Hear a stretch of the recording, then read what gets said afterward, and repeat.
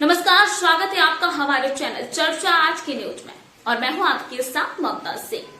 दिन भर की तमाम खबरें देखिए सबसे पहले। आइए नजर डालते हैं आज की सबसे बड़ी खबरों पर। गुजरात की ईडर तहसील के रेवास गांव में महंत के हत्यारों को पकड़ने पुलिस एक्शन में। रेवास गांव से महंत की हत्या के मामले में डीवाईएसपी स्मित गोयल ईडर ने प्रेस वार्ता कर बताया, हत्या चोरी लूट के इरादे से नहीं की गई है।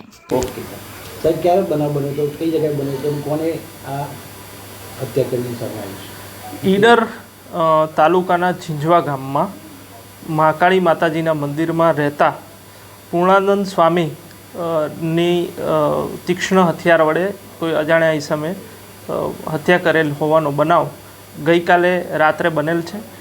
જે અનુસંધાને જે મંદિરના મહંત છે સ્વામી જ્ઞાનાનંદ સરસ્વતી, એમણે તાત્કાલિક ઈડર પોલીસને જાણ કરેલી હતી। ઈડર પોલીસ ઘટના સ્થળે પહોંચેલી હતી અને ત્યાંના જે આજુબાજુના રહેતા લોકોના નિવેદન નોંધવામાં આવ્યા હતા અને જે મંદિરના મહંત છે એમની ફરિયાદ ઈડર પોલીસ સ્ટેશન ખાતે લેવામાં આવેલ છે।